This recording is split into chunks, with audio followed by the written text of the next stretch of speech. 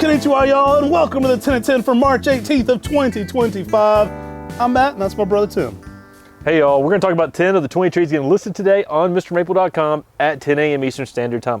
We're going to start off with Acer palmatum Green Star. Green Star is an amazing plant, guys. This is my favorite fall color yellow. This is a great pairing with Osakazuki and Hogyoku. I find it to be one of the quintessential yellows for that amazing fall color. A lot of trees promise brilliant yellow. I think Green Star is one of the few that delivers on it, really matching that Hogyoku color. Yeah, the fall color is outstanding. In the springtime, when this tree's first leafing out, it's like hands out there, like green hands. It's just amazing how it just sort of cups downward and then slowly opens up to give that star-like leaf. An amazing upright tree out there in the landscape, gives you that summery feel with that good yellow fall color. Y'all, we've got them today in XL 1 gallons and 1 gallons. Great sizes. This one typically makes a nice upright canopy, 6 to 8 foot in 10 years. Very full canopy to it as well. Very heat tolerant, very durable. This one's going full sun up to zone 8. I think you're going to love this one. Fills out nicely and just quite the spectacle. I think this one, a lot of people recommend Ichigyoji with Hogyoku and Osakazuki. My pick is Green Star. I think this one is just perfect for that. I think when you get this one in your ground, you'll love it. All right, y'all, let's bring back Dragonfire. Yeah, Dragonfire is a nice cascading, weeping, almost ornatum-like Japanese maple with some amazing fall colors of yellows, oranges, and reds. I love this one because you get that interesting purplish spring color, but you also get a yellowish tint to that. So the inner part of the leaf kind of has a yellow to it. The stemming on this one is also a very lime green, so you kind of get that flame going on, kind of gives it a middle, kind of a yellowish to orange to that almost purplish border to it. Absolutely love it. Typically 4 foot tall, 5 foot wide, low cascading umbrella. Again, this is going to work zones 5 through 9, give it some protection of that high afternoon sun. Absolutely love this plant though. If you give it some late protection, you're going to be able to hold those spring colors later into the season. This one will green up typically in July, and then you get some amazing fall colors as well. Yeah, I mean, it's one of the best fall colors of any of those ornatum types. It's really dynamic out there in the landscape, giving you a different color than your typical green or your typical red. Makes a great cascading lace leaf for many people to use. Y'all, next up, we've got the Red Lion Kurenai Jishi. We bring this one back a lot. It's a fan favorite. We've got some great size 1 gallons in this. No Makawa Garden's complete. It's in that Lion's Head family. It's the Red Lion, but I love this one, especially in the Makawa Garden. Brings that different texture. It brings that intense dark red color in the spring. I love the greener, older growth in the summer. Pink red highlights on it. Fall really is special too. This one kind of looks more like Shishikashira in the fall. Kind of oranges with yellows and reds infused into that in the fall. Kind of the most similar to Shishikashira, I would say, during that time frame. Small, compact, 3 to 4 feet tall, even in 10 years, making it a perfect container plant. I mean, with its Makawa Shishigashira-like structure, the twisting leaves on it, and that sort of brick, bold red kind of color, there's nothing else quite like it. It's very attractive, it's very appealing, and it's easy to use in the landscape because it doesn't get very wide. Typically, it just makes this nice, narrow shape and then starts to ball out with age. It balls out. Grab you a Kurenai Jishi today, your garden will be balling out too. Let's bring back some Acer Shirosawinum Sunny. And I think we'll have these today in both XLs and regular 1 gallons. Sunny is a seedling from Jordan, Acer Shirosawinum Jordan, that has the orange spring color of almost like Katsura. And then you get the yellow after that like Jordan, so you get the best of both worlds. A lot of vigor to this one too, just like Jordan. It fills out typically over a foot of growth a year. If you're giving this one some morning sun, especially in the springtime, you get some really nice bold orange shades on that. Goes to more of a yellow midsummer. Really a showstopper of a plant. Big Acer Shirosawinum full leaves. Like I said, it fills out nicely too. It's on that spectrum of growth that you think of more for like Emmett's Pumpkin or Jordan, for those full moons, are a little bit more accelerated than a lot of the others. So gets out there, looks amazing, and I think you're gonna love that kind of interesting yellow that it gets, especially midsummer. Now, new growth may look a little more palmate, but as this leaf matures, it starts to look more and more like that classic full moon Japanese maple.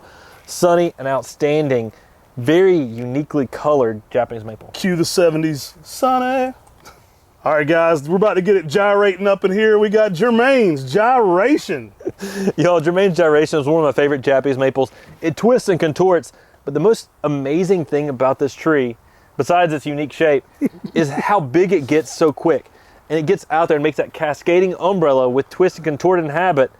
It looks like a specimen that's like 200 years old in 10, 20 years. Yeah, guys, this one gets out there. It's awesome. It's going to give you a Biltmore-esque appearance in the garden in only 10 years. 10 foot by 10 foot wide in a 10-year span, making it one of the grand champions for a lace leaf for growth. It's a green that's going to go to an amazing yellow in the fall. Absolutely love this tree. You're gonna get a presence quick out of this one, so it is one you need some space for, but if you got the room for this one, my goodness, it is absolutely one of my all-time favorite lace leaves. Sun tolerant, heat tolerant, durable, it eats up the sun in zone 8 typically. Very, very durable plant, and it gets out there so quick that it really gives you that old 100-year-old appeal.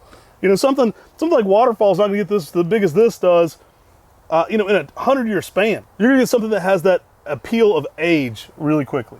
Yeah, and at our gardens at Maplewood Gardens at my parents' home, we actually have a big Germaine's Gyration. We've learned, give Germaine's Gyration plenty of room because it gets out there. I mean, we're actually removing Japanese maples along the periphery of the border of where Germaine's Gyration is to give it more room because it makes such a statement out there in the landscape. Periphery, I'm impressed. Yeah. It is an amazing, cascading, twisting, contorting tree that you're gonna love. I mean, it gets out there and makes that statement that everyone's gonna think that that tree is super old, gives it age, that appearance of just that regal structure. You're gonna love it. And it's gyrating on top of all that. I love this plant, guys. It really gives you some funky shapes. Hey, like this is a family channel. You don't talk too much about gyrating. We had somebody that said, what's that tree that sounds like sex? And this is what they were talking about. It's not Afternoon Delight, it's Dixie Delight. Y'all, Dixie Delight is a multi-stemmed coral bark type that's yellows with oranges, very short and dense. Awesome plant. This was found by the late Mike Francis. It was actually an understock under its Mukiyama. He was delivering it to a lady's house. He got there and he had this branch coming out from the tree that was this intense orange and yellow. And he said, something's wrong with this one. And then he took it back to the nursery and broke the Mukiyama out of it. Kind of became this sought after tree by a lot of nurserymen. I know Fred Hooks was like, see if you can talk Mike Francis into giving you this. So everybody was kind of after this cool plant. It was highly sought after. One of the last times I went and visited Mike, he gifted us one of these. Just a great guy and a cool plant. Multi-stemmed. So with Dixie Delight, you get a very multi-stemmed approach. If you like coral barks, you get a lot of what you like about it because there's a lot of it down low with all that multi-stem going on. Super colorful, great for the container garden, and just a showy plant 4 seasons. And you really get a nice orange color out of the fall, which is really nice as well. Y'all, give these coral bark selections some backdrop. Give them an evergreen backdrop. Give them a building backdrop. And you can really show this bark off even better. An amazing tree to give you that winter interest. Little Dixieland Delight. Guys, this one's going to work zone 6 through zones 9. All right, guys, we are bringing back a Talon Buckholz classic. We got the Geisha Gone Wild. This is an amazing Japanese maple. It's one of the most colorful, flashy trees you can have in your landscape. Yeah, it was found as a cultivar. It was found as a sport on the cultivar Geisha, which is a little pink little ball and really isn't much of a tree. This sport is more vigorous. It makes a better tree out there in the landscape and gives you that pink color on a good mid-sized tree in that 6 to 8 foot range in 10 years. I mean, it's an amazing upright tree. To add that pink color, you can't get it anywhere else. I love it. It actually mutated into a little bit more vigorous of a tree like Tim was saying. Upright, vase shape, guys. This one's gonna be pink on red in the early spring, very quickly molting into more of a pink on green, which I think is my favorite color pattern for this right before summer starts. I mean, typically in like late May, early June, you kind of get this pink on green color. I think that's the most dynamic color of it for the year for me. Now, you get some really cold, really nice bold reds and pinks in the fall as well. Absolutely love this for its colorations. It's great for the container garden or in the landscape. You could start them out small in the container and then kind of get them into the ground. Very heat tolerant for as pink as it is as well. These are going to work zones 5 through zones 9. Absolutely a showstopper though. One of the more, I would say, popular Talon Buckholz introductions of all time. Hey, I'd like to talk about open house for a second. Sounds like a plan. We've got an open house coming up. It's going to be April 5th from 8 to 4. We're going to have tons of Japanese maples in every single house. There's going to be a lot of people who love Japanese maples just like you do. A lot of people like to come talk Japanese maples. That's a fun time. Plus, guys, we're having a game show that day. So you're going to come check that out. We're going to be doing a game show, Jeopardy style, here at Mr. Maple. Tim's going to be Alex Trebek. He's promised that he will shave his facial hair into a mustache, Alex Trebek style. He's going to wear a suit no matter how hot it gets. He's going to host a Jeopardy style game show. You guys are going to want to be part of this. It's going to be a lot of fun. There's going to be giveaways. We're going to have an awesome time. There's going to be a lot of cool plants you don't see that'll pop up first here at Open House. Guys, next up we've got Nakakamado Weeping, the most dramatic Japanese maple I've seen on the entire planet. If I were picking my favorite tree individually I've ever seen, got to be the Nakakamado Weeping. And that's hard to say because that Makawa at Buckholz Nursery that's so big, that's pretty awesome as well. But Nakakamado Weeping beats it. It's called the National Treasure of Japan, and it has this really undulating type shape, which is very unusual as well. It's got that palmate Ryusin style leaf. Not quite gyrating, but more undulating. More undulating. More undulating. And it goes to some really nice yellows and oranges in the fall. And we went to visit this tree in Japan at a temple on a hill in the Fukushima Prefecture. It was in perfect fall color. It was a showstopper. Nakata-san took us out there. I'm so grateful for getting to go and see that. Guys, this one's going to be typically about 5 foot tall, about 6 foot wide in 10 years. Going to work zones 5 through 9. Going to be able to handle a good bit of sun as well. So this one's a great candidate for container gardening or in the ground. Gives you that kind of low umbrella cascading effect. And the foliage is actually really durable for sunlight. And in 200 years, or actually 400 years, it'll look like the national treasure of Japan. All right, guys, let's bring back some amazing 1 gallons. We had some bigger ones before. Guys, we're dropping some awesome 1 gallons of Pink Panther. Yeah, Pink Panther has become a favorite here at Mr. Maple. The pink color in the spring is outrageous. One of the most intense pink amenums I've ever seen. And when this thing leaves out in the spring, it's like that flowering interest in the garden. It's one of the most pink colors you can get. Maybe we'll have it tested. It may have some Acer oleiferarum influence into it. It certainly has that kind of growth rate. I'll tell you what, either way, it makes a fun pairing with Hot Blonde. Put out your Pink Panther next to your Hot Blonde. You're going to love the 2 dynamic colors you get together.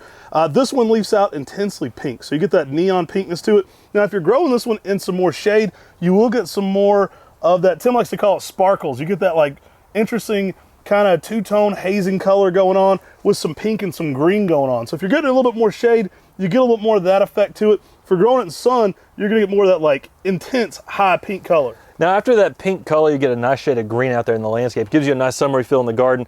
And in the fall, you get some really dynamic, bright orange reds. Yeah, this one's a grower too, guys. It gets out there over 1 foot of growth a year, maybe even 1.5 foot of growth some years. So it kind of is a great tree to pair with Hot Blonde. Absolutely love it. That'd be one of my quintessential pairings for this plant. And I think you're going to love this one in the landscape. It's a good tree to get out there and give you some size quickly. All right, y'all, check out these Golden Falls. These things are amazing. These are Buckholz grown. Great shapes. Buckholz introduction here. Absolutely amazing. They've already been staked a little bit. They've got some great shapes. You can kind of just let them spiral out from there. I like to stake them up to about 5 to 6 feet tall. So you might want to continue on up with a taller stake in your landscape and then just kind of let them cascade. These are in our 3 gallons. And they're pretty choice already. These are ready to make a high impact in the garden. And in the spring interest, this thing is very dynamic. I mean, the early spring you get an orange, like an orange-red border around the yellow leaf, and then it gets more yellow as the summer goes on. Y'all, for a weeping cascading selection that gives you that yellow color in the landscape, an amazing tree to use out there in the landscape and garden. So whether you're a landscaper or a home gardener, this one's gonna look great in your landscape and garden. You can garden with it in your landscape as well. I hope you've enjoyed our 10 at 10 for today. Y'all take care. God bless you. And have a great day.